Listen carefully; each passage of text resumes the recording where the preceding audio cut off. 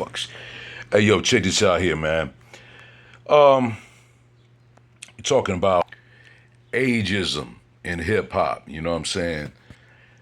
And as it relates to the creative process and just the participation in it, period. And what made me check this out was I saw a video, plenty of them actually, but it's just something that, it's always, again, these things I'm talking about have always been issues as it relates to the institution and genre that we created, black folks created in hip hop, right? So, we, us, black folks, we the only ones that does that stupid shit to ourselves in the genre that we created. And, it's somewhat of a double-sided coin to a degree, but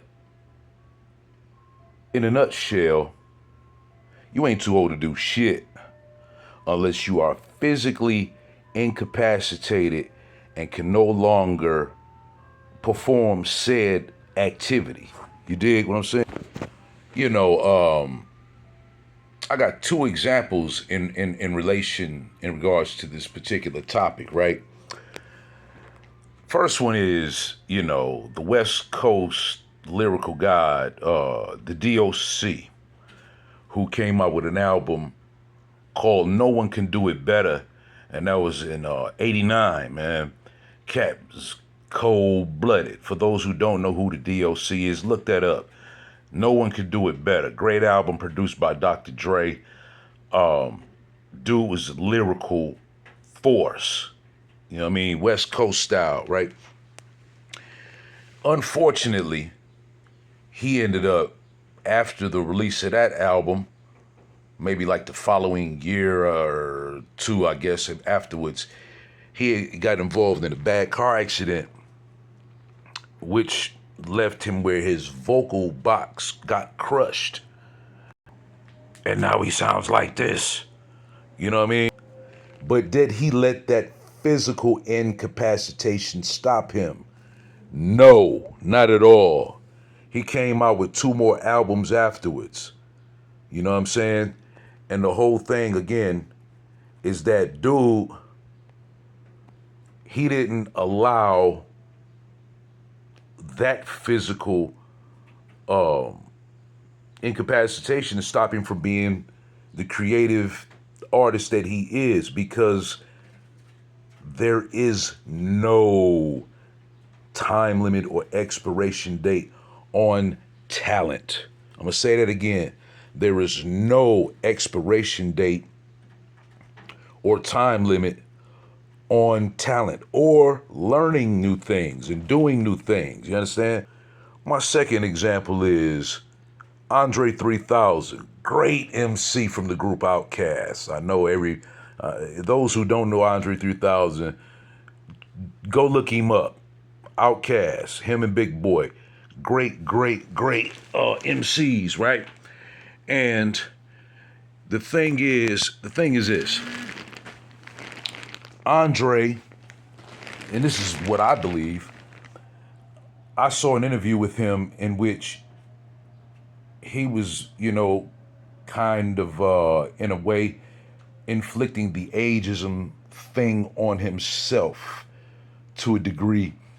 I don't have nothing to rap about. I don't have nothing to talk about. What I'm gonna rap about? Getting a colonoscopy and, all of this and this and this and that. And I'm like, fuck yeah, dude. Rhyme about that shit. You know what I'm saying? Rhyme about your experiences as an older person. You know what I mean? Because the whole thing with MCing, aside of just, the braggadocious piece, is that you write about your life experiences. You know what I'm saying? And, grown man rap, grown adult rap shit is rhyming in rhythm and rhyme about what we're going through currently at our particular time of existence. You know what I'm saying? When it comes to ageism, the other side of the other flip side of the coin, like I said earlier, is a flip of the coin, is that, you know, when you coming up in the game and you a young cat and all of this, and you keeping it real and rhyming about what most folks want to hear about and can relate to, you know, they get to talking about, you know, selling dope, you got bitches, you popping bottles, you in the club, you on the street, you banging with your oppositions, you know what I'm saying? There are those particular subject matters which, you know, a lot of times are fictitious, but then sometimes they're real as well. Now, in regards to ageism to that degree, I can see where, you know, one would be too old to be continuing to talk about those aforementioned things, because those are the things that where age applies to. You grow out of that type of shit, right? And if you are still doing that type of shit in your 30s, 40s, 50s, 60s, something you ain't doing right. You know what I mean? Because a lot of times, or more times than anything, if you got to go out there and hit the streets and use those particular survival methods in order to put a sandwich in your stomach and a roof over your head, you do that stuff so that you can better your situation. And therefore, you don't have to do it anymore. So if you 40, 50, 60 years old, you know what I'm saying? Even in your late 30s, I would say, you still, your mid to late 30s, you're talking about, I'm out here banging with the ops and, you know, all of that type of bullshit. Then again, you ain't doing something right, and you need to reevaluate your formula that you're applying to your life. You know, being truthful, like with life experiences and so forth, as it relates to hip hop and MCing and all of that, you write about, again, what you've been through, what you've gone through.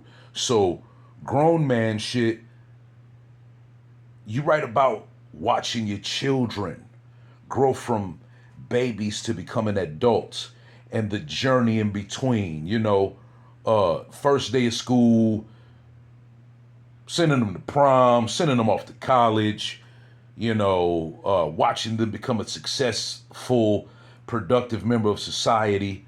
You know what I'm saying? Grown person shit, man. I just can't say grown man. Grown man, grown woman, grown adult shit, right? That's what you do that. And you put the pen to the paper and make it dope. And if it's sincere, it's gonna be dope because, you know, people will feel it because it's real. You know what I mean? When you're talking about keeping it real, you know, again, I say I've never heard anybody in any other genre say stuff like Keith Richards and Mick Jagger, them old motherfuckers out there still touring. Hell no, they don't say that. They praise them. They praise them because they're in their 80s and they're still doing world tours and doing what they love to do, and they rocking and packing stadiums and getting bread. You know what I mean? Nobody has ever said that about Willie Nelson, Ron Isley, you know, Larry Blackman from Cameo. You understand? All of these old veteran artists, older, not old as in the disrespectful thing, these older veteran artists from these different genres are, you know, again, they're praised, they're put on a pedestal, and they're looked at as gods of their particular art form and genre. But when it comes to hip hop, we're the only ones that talk shit about the cats who are above the mid 30s to the 40-year-old range. And why is that? Why? I'm asking y'all, I'm asking you and you and you and all of y'all, why? That's like the stupidest shit ever. Because again, talent has no expiration date until you expire, right? There is no limitation or expiration date on talent, period, right? Unless you just physically can't do it no more. And, overcoming those physical incapacitations or incapabilities, you know, that's that shit, man. Again, going back to the D.O.C., he came out with 2 more albums after he got his voice box crushed. He wasn't about to, let the gravel in his voice stop his ability to make y'all heads bob. You know what I mean? So, yeah, man. I mean, leave your thoughts and your comments and all of that down below. And furthermore, I challenge everybody who's watching this video to prove me wrong. Prove me wrong. Prove me wrong. I dare you. Prove me wrong.